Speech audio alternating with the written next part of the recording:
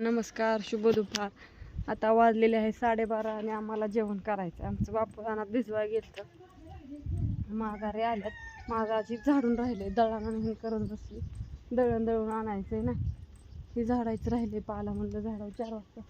बापू अहो नटून थटून बसलाय, चला कुठं चाललाय ती तरी सांगा. बापू चाललं आमचं बारामतीला, आणि गोळीचं पोतं बाहेरच ठेवले. आता मला तर आत वाढावं लागलं, नाही तर कुत्री तोडतील. कसलं बोलत जाऊ नको. हॅलो, काय आणू? पुस्तक होय आणि का आधार कार्ड ती चालल्यात बारामतीला.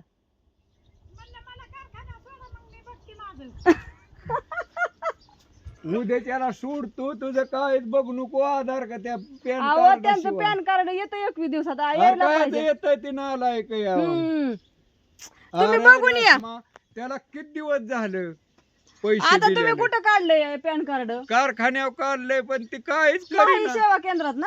नाही दुसरीकडेच आहे ती. हाय अडपाट का काय कळानाच मला त्याचं. बर थांबा, तुम्ही एकदा जाऊन बघून या आणि मग आत्याला घेऊन जावा. तसं पण मग पॅन इथं कार्ड लाकडीत काढू आपलं, त्याच्याकडून पैसा आणू माघारी. ती म्हणतो इकडं बघा त्या मासाळाकडे, कुठं तिकडं आणि इकडं. बर थांबा, या बघून. नाही दिलं तर मग आपण परत बघू. ती तसंच करतात. ज्ञानूचं आधार कार्ड काढायला पण लय त्रास झाला आम्हाला. एकदा काढलं काय झालं, ती परत निघाना. ही तर शिव्या देऊन दमलं जाऊन शेवटी हाणला तर निघलंच नाही. परत आम्ही सरांनीच काढलं. सर काही पण करा, पण तुम्ही ज्ञानूला घेऊन जा आणि तुम्हीच ही करून आणा. सरांनी तिला 2 वेळा हेलपाट मारलं. त्यावेळेस ते आधार कार्डाचा नंबर आणि ती घेऊन आलं सर ज्ञानूचं शाळेतलं. चला, आणि बापू चाललं होतं.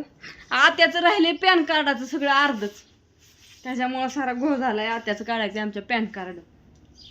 आधी इकडे बसा, तिकडे कुठं बसलाय?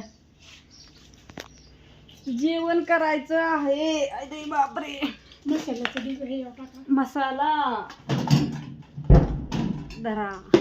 आज लय उशीर झालाय जेवायला. अश्विनी गेली ना आणून दवाखान्यात घेऊन. काय होतंय तिला, काहीतरी वाटतं म्हणली. डोकं हे दुखतंय तिचं.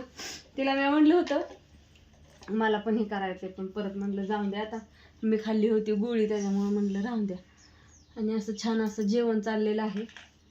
मध्ये आधी बापूंला राग आल्या असं काहीतरी बोलतात, शिव्या टाकतात 2-4. तुम्ही काय राग मानू नका. त्यांना राग येतो, कारण का त्यांनी लय हेलपाट घातल्यात आत्याला घेऊन. कशाचं बाया, ते माझं पैसे पडल्यात गुतून लाडक्या बहिणीचं.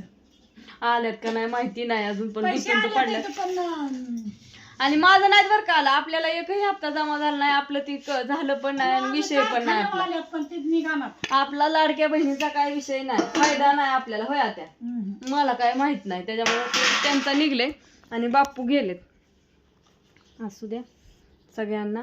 तर शुभ दुपार. आणि मला पण भांडे घ्यावं लागेल. छान अशी फ्लावर, कोबी, चपाती, भाकरी सगळं केलंय.